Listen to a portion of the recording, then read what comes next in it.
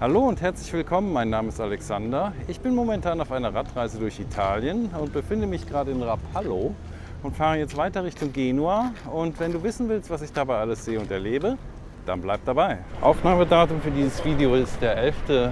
Mai 2023. Es ist sonnig und in der Sonne auch schon recht warm. Ich weiß aber nicht, ob sich das heute hält. Ja, es geht erstmal bergan über die Halbinsel hier drüber, auf deren Spitze Portofino liegt. Dann geht es erstmal ein Stück Richtung Genua.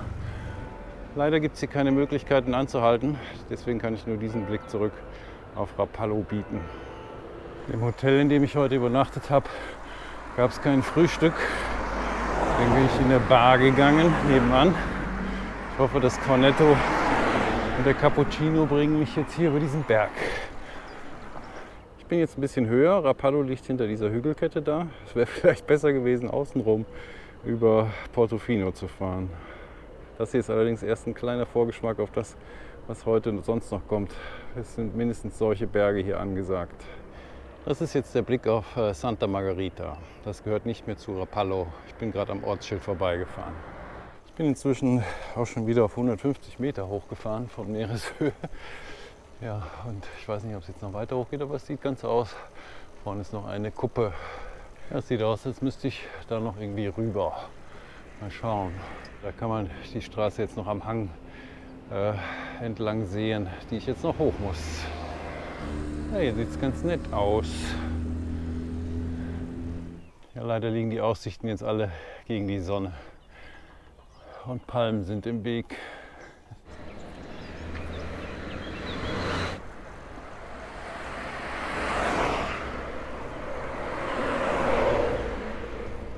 Ich bin jetzt aus Santa Margherita raus. Dieses letzte Stück war doch sehr moderat, aber da scheint noch was zu kommen. Freundlicherweise haben sie durch den letzten Berg einen Tunnel gebaut.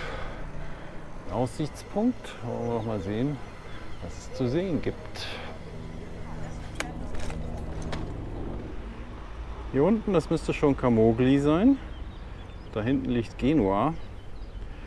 Und das möchte ich umfahren, da will ich auf keinen Fall durch. Deswegen fahre ich hier gleich rechts in die Berge. Und auch in diese Richtung ist es schön. Da hinten, das könnte schon Frankreich sein oder Monaco. Das ist jedenfalls die Richtung. Da oben stand ich eben. Jetzt geht es hier in Serpentinen runter nach Camogli.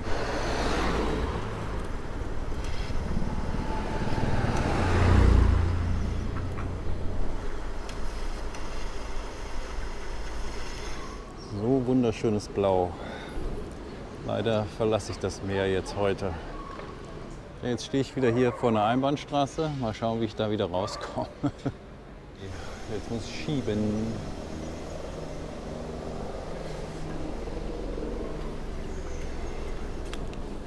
Ja, hier scheint es eine sehr schöne Promenade zu geben. Sieht ja toll aus hier.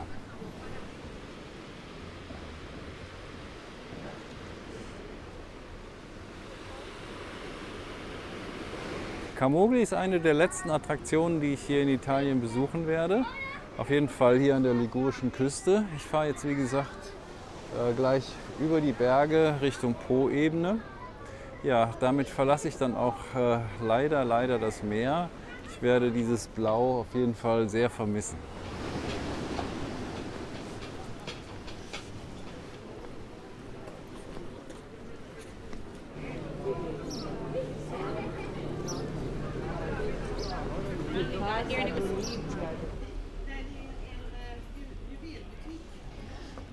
Noch ein letzter Blick auf Camogli. Ist auf jeden Fall ein Besuch wert.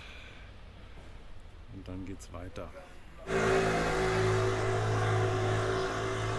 Ich bin jetzt in Recco oder Reggio und jetzt fahre ich noch einen Ort weiter und dann geht es rechts hoch in die Berge. Ich bin jetzt in Sori und hier werde ich jetzt gleich abbiegen. Vorher habe ich aber noch eine Pause gemacht, ein Panino gegessen, weil ich hatte heute ja noch nichts Richtiges und habe mir auch noch eins einpacken lassen, denn es geht jetzt richtig zur Sache. Das ist jetzt der letzte Blick aufs Meer. Das ist sehr, sehr schade. Aber vielleicht komme ich ja noch mal wieder. Das ist das, was jetzt auf mich zukommt. Hier eben noch einmal durchs Tal und dann die Berge da hoch. Und das sind erst die ersten, die man hier sieht. Da ist es nochmal das Meer.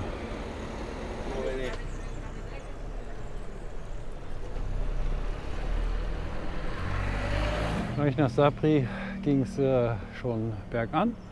Und ja, jetzt muss ich hier am Rande des Tals weiter hochfahren. Vorne liegt Capreno, da muss ich jetzt noch durch. Das ist furchtbar steil. Ich bin froh, dass ich auf dieser Seite des Tales gefahren bin. Denn auf der anderen Seite ging es da jetzt zickzack zu dieser Kirche hoch. Vielleicht wäre es doch besser gewesen, durch Genua zu fahren.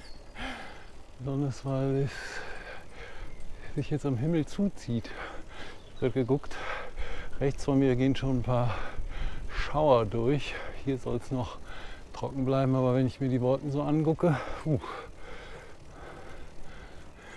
das Problem ist, dass hier die Unterkünfte sehr dünn gesät sind. Die nächste brauchbare ist jetzt noch über 40 Kilometer entfernt. Das geht in dieser Art hier die ganze Zeit weiter. Ich weiß nicht, ob ich das heute schaffe. Ja, mal schauen. Wenn ich 5 Kilometer pro Stunde fahre, dann brauche ich 8 Stunden. Ja, jetzt ist 12 Uhr. Dann schaffe ich es vielleicht noch im Hellen. Ja, überraschenderweise habe ich jetzt doch noch mal Blick aufs blaue Meer. Hier wahrscheinlich nur auf die Leitplanke. Das sieht sehr, sehr finster aus. Ich weiß nicht, ob ich da jetzt rüber soll. Ich gucke erst noch aufs Regenradar. Hier ist eine Bushaltestelle mitten im Dach, falls es jetzt anfängt zu regnen. Das Regenradar zeigt diese Wolken gar nicht an. Also gibt es die auch nicht, also fahre ich weiter. Weil die ziehen auch mehr so nach rechts. Eine schwierigere Strecke hätte ich mir kaum aussuchen können. Inzwischen bin ich auf 430 Meter hoch. Gerade eben da unten habe ich auf die Wetterkarte geguckt. Ja, und da hinten ist nochmal das Meer. Ja, inzwischen bin ich auf 580 Meter hoch. Weit kann es jetzt nicht mehr sein, hoffe ich. Meine Güte, das war was bisher. Jetzt habe ich ein Stück geschoben, einfach mal um die Muskeln zu entlasten. Aber ich glaube, gleich steige ich wieder auf. Ja, 613 Meter, boah, und so steil. Ja, das war ein Stück Arbeit. Und hinter mir ist es sehr finster und es weht hier oben auch ein eisekalter Wind. Ich glaube auch noch nicht, dass es ganz oben ist. Ich denke mal, dass ich noch ein Stück weiter hoch muss. Ich mache jetzt mal eine kurze Pause, aber nicht hier, wo es so kalt ist. So, jetzt geht es hier eine ganz kleine Straße runter. Wahrscheinlich sehr steil. Ich weiß nicht, ob das so eine gute Idee ist, aber sonst muss ich einen sehr großen Umweg fahren. Ja, das könnte Panisi sein. Wunderschön hier. Die ganz dunklen Wolken sind weg, aber da kommen schon wieder neue. Die bilden sich hier anscheinend über den Bergen. Was für eine Gegend, ey. Wahnsinn. So, hier ist jetzt die Straße nass. Hier hat es wahrscheinlich geregnet. Schöne kleine Bergdörfer hier. Jetzt geht es wieder ganz runter und wahrscheinlich wieder ganz hoch. Hier komme ich jetzt auf meinen Trek zurück, den ich bei Chiavari verlassen hatte. Der war da schon in die Berge gegangen und ich wollte aber ja noch nach Rapallo und nach Portofino. Ja, und jetzt habe ich ihn erreicht und jetzt folge ich dem hier weiter durch die Berge. Die Straße ist wieder trocken, es hat aber gerade ein paar Tropfen geregnet. Also es kann jeden Moment sein, dass ich den Regenponcho anziehen muss, obwohl das keinen Sinn hat, weil ich hier beim Berganfahren so schwitze. Da kann ich ihn eigentlich auch auslassen, aber dann wird halt kalt dann. Ne? Ich bin jetzt in Boasi, bin auch schon wieder über 500 Meter hoch. Es ging relativ moderat bergan, also die Straße war nicht so steil wie die davor. Aber jetzt muss ich gleich noch über diesen Berg da. Ich weiß noch nicht, wie das gehen soll. Noch eine kurze Pause. Es hat die ganze Zeit immer ein bisschen getröpfelt. Im Moment ist es trocken. Und selbst hier oben gibt es Blumen. Die Pause hat gut getan. Und jetzt habe ich mir auch eine Unterkunft gebucht, gar nicht so weit von hier entfernt. Ich wollte eigentlich weiterfahren, aber das war schon weg. Obwohl da vorhin noch 2 Zimmer übrig waren. Also muss man jetzt wirklich aufpassen. Die Hotels sind dünn gesät und dann steht man plötzlich da. Weg sind die Zimmer. Eigentlich ist es jetzt auch der Zeitpunkt, um aufzuhören. Es war doch ganz schön anstrengend, da über diesen einen Berg zu kommen. Es ist so schade, dass man sich jetzt hier so hetzen muss wegen den Unterkünften. Wäre viel schöner, wenn man das genießen könnte. Aber dann kommt man nicht da an, wo es eine gibt. Kann ich mal zeigen, wo ich hier so lang fahre. Es ist der Wahnsinn. Leider sieht man nicht viel davon. Es ist immer alles zugewachsen. Aber es ist fantastisch einfach. Auch wenn es wahnsinnig anstrengend ist. Aber das hat sich voll gelohnt, hier durchzukommen. Die Gipfel der Berge hier liegen teilweise in den Wolken. Ja, ich meine aber auch langsam, es wird Zeit, Schluss zu machen. Ich bin jetzt froh, dass ich diese Unterkunft gebucht habe. Es ist zwar noch ein Stück und ich muss auch noch über diese Kuppe hier rüber. Aber es ist jedenfalls ein Ziel, schon mal, das ich habe. Und ich muss mich nicht mehr so hetzen. In Touristengegenden gab es natürlich mehr Hotels, aber die waren noch alle ausgebucht. Es waren nur noch die teuren übrig.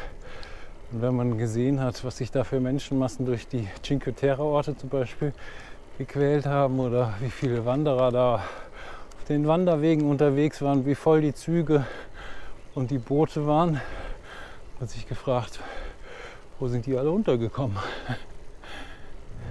Oh, wie schön, der Berg wird durchschnitten. Dafür muss ich über den nächsten rüber, der von der Hauptstraße untertunnelt wird. So, da geht der Tunnel der Hauptstraße lang, aber der ist zu lang, das ist mir zu gefährlich. Es sind jetzt auch nur noch 2 Kilometer. Ich bin inzwischen in Scofera angekommen. Bin jetzt auf 673 Meter. Das ließ sich aber wirklich gut machen. Es kommt halt immer auf den Steigungswinkel an. Der hier war sehr angenehm. So, jetzt habe ich da gerade Leute von einem Restaurant gefragt, ob es irgendwo eine Bar gibt hier.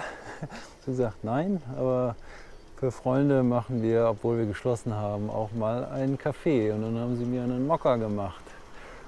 Unglaublich. Scofera hieß der Ort hier, glaube ich. Ja, und das einzige Bed and Breakfast, das es hier gibt, das ist heute meins. Und dann werde ich wahrscheinlich nachher noch zurückradeln und im Restaurant was essen. Doch schon mal gut aus. Oh, da macht einer seinen Job gut.